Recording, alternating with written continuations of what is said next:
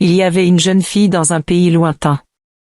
Elle s'appelle Dora, elle était très riche et très belle. Elle avait une grande maison, beaucoup de beaux vêtements et de nombreux bijoux en or. Son père lui a donné tout cet argent avant de rendre l'âme. Tout le monde dans le village dit waouh en la voyant. Mais Dora était un peu différente. Elle aimait être avec des gens qui avaient beaucoup d'argent comme elle. Elle ne jouait pas avec ceux qui avaient moins. Même lorsqu'ils lui souriaient, il arrivait qu'elle ne leur rende pas leur sourire. Son père n'était pas comme ça. Il était gentil avec tout le monde et partageait son argent. Les gens l'aimaient beaucoup. Ils aiment aussi Dora malgré tout, espérant qu'elle sera un jour comme son père. Dora ne pensait pas à se marier. Un jour sa mère lui a dit, « Dora, tu ne rajeunis pas, trouve quelqu'un pour te marier. » Mais Dora secouait la tête. Elle a dit, « Non, je veux quelqu'un de très spécial. Il doit avoir plus d'argent que moi, être super gentil et n'avoir jamais été marié. » Les gens murmuraient, qui cela pouvait-il être? Personne n'est comme ça ici. Alors Dora attendit et attendit, pensant à l'homme qui lui conviendrait parfaitement. Elle croyait que quelque part, elle le trouverait d'une manière ou d'une autre. Mais pour l'instant, elle profitait de ses richesses, de sa grande maison et de ses objets brillants, pas encore prête à les partager avec qui que ce soit. Un après-midi, Dora a rencontré Yao. Yao venait d'un autre village pas trop loin, il était riche tout comme Dora. Il tirait aussi ses richesses de sa famille, tout comme elle. Dora l'aimait bien parce qu'il était riche. Yao l'aimait aussi. Alors ils ont décidé de se marier et de vivre ensemble. Au début, tout était doux et heureux. Ils riaient et mangeaient des repas délicieux et vivaient dans une grande maison confortable. Dora et Yao semblaient parfaits l'un pour l'autre. Mais après un moment, les choses ont commencé à changer. Dora aimait prendre toutes les décisions. Elle voulait être la patronne. Quand Yao dit « Faisons ceci ou cela », Dora répond souvent « Non, nous le faisons à ma manière ». Elle pensait que parce qu'elle était riche et un peu plus âgée, elle devrait diriger. Un jour, Yao devait partir en voyage. Il a dit à Dora « S'il te plaît, reste à la maison jusqu'à mon retour ». Mais Dora n'écoutait pas. Elle est sortie jouer avec ses amis et a voyagé loin sans le dire à Yao. Quand Yao revint, il trouva la maison calme et vide. Il se demandait, où est Dora? La bonne lui a répondu, elle est partie s'amuser avec ses amis. Yao a attendu 1 jour, 2 jours, 3 jours. Puis Dora est revenue. Yao était très contrarié. Où étais-tu allé? Il a demandé. Dora n'aime pas ce genre de questions. Pourquoi veux-tu savoir? Je peux aller où je veux, dit-elle. Ils se disputèrent longuement et haut. Yao lui dit, tu devrais me respecter. Je suis toujours le chef de cette maison. Mais Dora n'était pas d'accord. Elle était en colère. Je n'ai pas besoin de t'écouter. Aucun homme ne peut contrôler ma vie, dit-elle. Et sur ce, Dora a fait ses valises et est retournée dans son propre village, laissant derrière elle Yao et sa maison. Elle était de nouveau célibataire, de retour dans sa grande maison, pensant à ce qui s'était passé. Les gens du village chuchotaient à propos de Dora et de Yao, se demandant ce qui allait se passer ensuite. La mère de Dora était triste aussi. Elle a dit, « Aucun mariage n'est parfait, Dora. » Mais Dora ne voulait pas l'entendre. Elle pensait qu'elle trouverait simplement un autre homme, un homme meilleur cette fois. Après avoir quitté Yao, Dora a rencontré Kofi. Kofi n'était pas riche comme Yao ou Dora, mais il avait un grand cœur. C'était l'homme le plus gentil du village. Dora pensa, eh bien, il est très attentionné. C'est une chose que je voulais. Dora et Kofi ont donc décidé de se marier. Comme Kofi n'était pas aussi riche, il a dû emménager dans la grande maison de Dora. Il faisait tout pour rendre Dora heureuse. Il préparait de délicieux repas, nettoyait la maison jusqu'à ce qu'elle brille et donnait même des massages aux pieds à Dora après ses longues journées. Kofi achetait parfois de jolies robes à Dora avec le peu d'argent qu'il disposait. Il disait toujours, « Je veux juste que tu souris Dora ». Pendant un moment, Dora a adoré. Elle était heureuse de pouvoir le contrôler. C'était comme si Dora était le mari et Kofi la femme. Elle se sentait comme une reine. Kofi était toujours là, s'assurant qu'elle était à l'aise et heureuse. Mais bientôt, Dora a commencé à sentir qu'il manquait quelque chose. Dora a vu que Kofi ne rapportait pas d'argent. Il passait ses journées à s'assurer qu'elle était heureuse. Mais la grande maison et les choses brillantes avaient besoin d'argent pour rester. Dora pensa, Kofi est gentil, très attentionné, mais il est trop paresseux. Il n'a jamais beaucoup contribué à la famille. Au lieu de cela, tout ce qu'il fait, c'est simplement s'asseoir et profiter de son propre travail. Puis un soir, Dora s'est assise avec Kofi. Elle lui dit, « Tu es très gentille, Kofi. Mais la gentillesse ne remplit pas nos marmites de nourriture ni ne garde cette maison. » Kofi se sentait triste. Il voulait rendre Dora heureux. Mais il ne savait pas comment faire sans argent. La mère de Dora lui a parlé. « Dora, tu dois choisir. Veux-tu la gentillesse de Kofi ou quelqu'un qui rapporte de l'argent ? Un homme qui a autant de temps pour s'occuper jour et nuit aurait à peine beaucoup de temps pour travailler, ma chère. » Dora réfléchit longuement. Finalement, dit-elle, j'ai besoin de plus que de la gentillesse. Alors Dora a dit à Kofi, tu dois partir. Tu n'es pas le mari dont j'ai besoin. Kofi était très triste, mais il a fait ses valises et est parti. Dora était de nouveau seule. Elle avait tout ce qu'elle voulait dans sa grande maison. Mais elle n'était pas contente. La gentillesse de Kofi lui manquait mais elle n'en voulait plus. Les villageois chuchotaient, Dora a renvoyé un autre mari. Que va-t-elle faire maintenant ? Après le départ de Kofi, Dora s'est sentie un peu seule. Mais ensuite elle a rencontré Kolo. Kolo était comme un rêve. Tout ce qu'elle avait voulu chez un homme, il était beau. Il était riche. Très riche. Il était également gentil et attentionné et il n'avait jamais été marié. Dora pensa, waouh, Kolo est tout simplement parfait. Dora et Kolo se sont donc mariés et il semblait que Dora avait enfin trouvé son partenaire idéal. Kolo était tout ce que Dora voulait. Il lui achetait de belles choses, l'emmenait dans des endroits amusants et s'assurait toujours qu'elle souriait. Ils dansaient, riaient et leur maison était pleine de joie. Dora s'est sentie très chanceuse. Mais, après un certain temps, les choses ont recommencé à changer. Kolo était gentil et tout, mais Dora oubliait parfois d'être gentil en retour. Elle dit jamais s'il te plaît ou merci.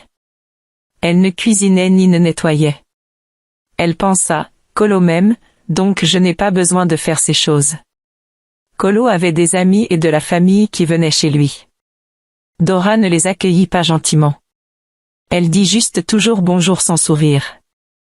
La famille de Kolo était très importante pour lui. Surtout ses parents.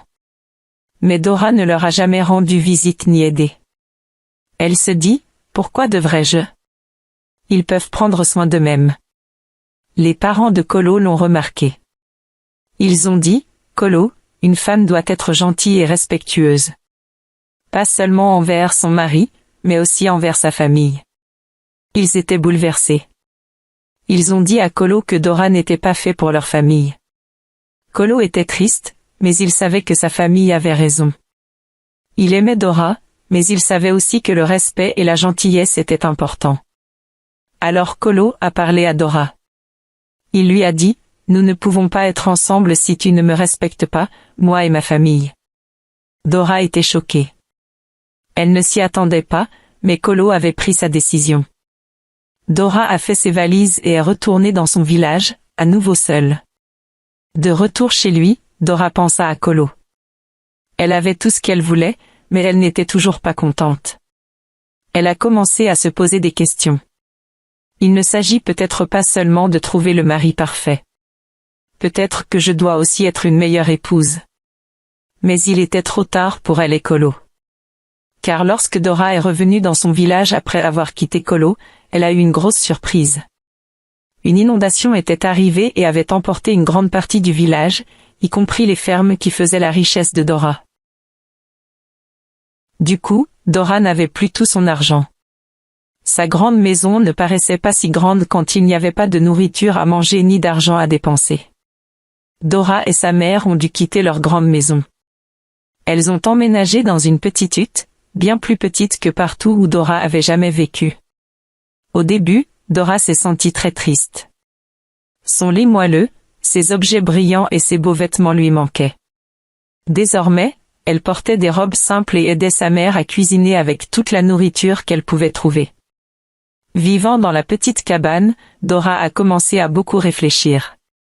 Elle se souvenait de Yao, Kofi et Kolo. Elle réfléchit à la façon dont elle avait agi avec eux.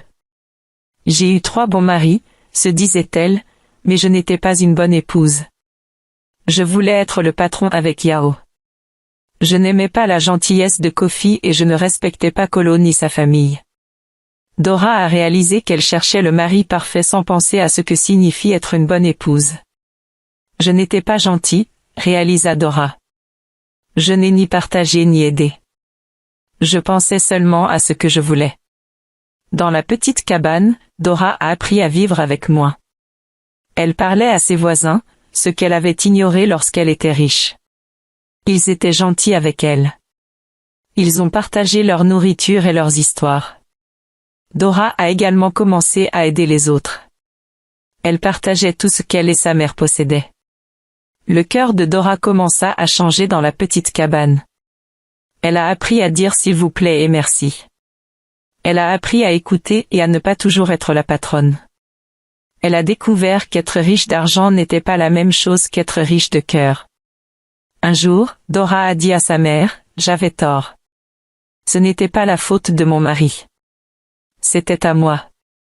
J'ai oublié d'être gentil et respectueux. » Sa mère la serra dans ses bras. Elle était heureuse de voir Dora comprendre. En vivant simplement, Dora a appris une grande leçon. Elle a découvert qu'être heureux ne nécessite pas beaucoup d'argent ni d'être aux commandes. Le bonheur vient de la gentillesse, du partage et du respect des autres. Dora était prête à être non seulement riche mais aussi une bonne personne. Alors que Dora commençait à vivre sa nouvelle vie plus simple, elle a rencontré quelqu'un d'inattendu. Il s'appelait Goma.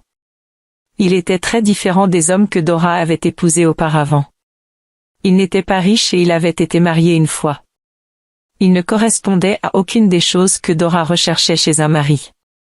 Mais il y avait quelque chose de spécial chez lui. Il était gentil. Il rit et s'amuse beaucoup. Et il se souciait de Dora comme personne auparavant. Dora et Goma sont devenus amis. Ils parlaient, s'entraidaient et riaient ensemble. Dora aimait ce que Goma lui faisait ressentir. Elle ne se souciait pas d'être riche ou d'être aux commandes. Avec Goma, elle n'était que Dora. Un jour, Goma a demandé à Dora si elle voulait l'épouser. Dora y réfléchit. Goma n'avait pas beaucoup d'argent. Il n'était pas ce qu'elle avait toujours dit qu'elle voulait. Mais Dora s'est rendue compte que ce n'était pas ces choses qui la rendaient heureuse. Être prise en charge, partager des rires et s'entraider, c'est ce qui la rendait heureuse. Alors Dora a dit oui à Goma. Ils se sont mariés et ont commencé leur vie ensemble dans cette petite cabane. C'était une vie heureuse, plus simple que celle de Dora auparavant, mais plus remplie à bien des égards. Goma et Dora n'avaient pas grand-chose, mais ils s'étaient connus. Ils ont partagé tout ce qu'ils avaient et ont travaillé ensemble pour faire de leur petite maison un lieu d'amour et de rire. Dora était fidèle à Goma. Elle ne cherchait pas quelqu'un de plus riche ou de plus puissant. Elle a appris à apprécier ce qu'elle avait. Goma et Dora se respectaient. Ils écoutaient quand l'autre parlait et s'entraidaient sans qu'on ait besoin de le leur demander. Leurs voisins ont vu à quel point Dora et Goma étaient heureux. Ils ont vu à quel point Dora avait changé. Elle était plus gentille, elle souriait davantage et elle aidait les autres. Dora avait grandi. Elle a appris que le bonheur ne vient pas du fait d'avoir le plus d'argent ou d'être aux commandes. Le bonheur vient du fait de partager la vie avec quelqu'un qui se soucie de vous, d'être gentil et d'être satisfait de ce que vous avez. Le mariage de Dora et Goma ne ressemblait pas aux histoires de richesse et de palais. C'était une histoire de vrai bonheur, trouvée dans une petite cabane, avec des vêtements et une nourriture simple. Mais c'était leur histoire, et elle était remplie d'amour. Dora a finalement trouvé ce qu'elle cherchait, non pas dans la richesse ou le pouvoir, mais dans un cœur qui correspondait au sien. Dans le calme d'une belle soirée, Dora était assise devant sa petite cabane, regardant les étoiles. Elle pensa à son long voyage, depuis l'époque où elle vivait dans une grande maison avec beaucoup de choses brillantes jusqu'à aujourd'hui. Vivant simplement avec Gomain, son cœur était plein. Dora se souvient qu'elle pensait autrefois qu'avoir un mari riche, attentionné et jamais marié la rendrait heureuse. Elle avait épousé Yao, Kofi et Kolo, cherchant le bonheur dans ce qu'il pouvait lui donner ou dans ce qu'il lui faisait ressentir. Mais à chaque fois, il manquait quelque chose. Ce n'est que lorsque tout a changé, jusqu'à ce qu'elle ait perdu sa richesse et vécu une vie plus simple, que Dora a trouvé le vrai bonheur. Avec Gomain, Dora a appris que le bonheur ne consistait pas à être riche ou à diriger. Le bonheur était une question de partage, de compréhension et d'amour. Elle a appris qu'aucun mariage n'est parfait. Chaque relation a ses défis. Mais c'est la manière dont vous relèverez ces défis ensemble qui compte. Il s'agit de se comprendre, de faire des compromis et d'être là les uns pour les autres. Dora a réalisé ses erreurs. Elle a vu qu'elle recherchait la perfection chez son mari sans être disposée à lui donner la même chose en retour. Elle a compris qu'un mariage heureux ne consiste pas à trouver quelqu'un qui répond à tous vos critères, mais à construire une vie ensemble, où les deux partenaires se sentent valorisés et aimés. Alors que Dora regardait les étoiles, elle se sentait reconnaissante pour son voyage. Cela lui avait appris le vrai sens de l'amour et du bonheur. Elle était reconnaissante envers Gomain, pour son amour et pour la vie qu'ils partageaient ensemble. La morale de l'histoire de Dora est claire. Aucun mariage n'est complet à 100. Ce qui rend un mariage parfait n'est pas de trouver la personne parfaite, mais de trouver quelqu'un avec qui vous pouvez grandir, comprendre et faire des compromis pour construire une relation amoureuse solide. Le bonheur ne vient pas de la recherche de la perfection chez les autres, mais de l'appréciation de ce que vous avez et de l'amour et de la compréhension que vous partagez ensemble. L'histoire de Dora nous rappelle que la clé d'une vie heureuse et d'un mariage heureux ne réside pas dans la richesse ou le statut de votre partenaire mais dans le respect amoureux et la compréhension que vous partagez. Et c'est finalement la chose la plus précieuse de toutes. J'espère que vous avez apprécié l'histoire. Si tel est le cas, aimez la vidéo, partagez-la avec votre famille et vos amis, commentez-la et n'oubliez pas de vous abonner à la chaîne et d'activer la cloche de notification pour des histoires plus enchanteresses comme celle-ci.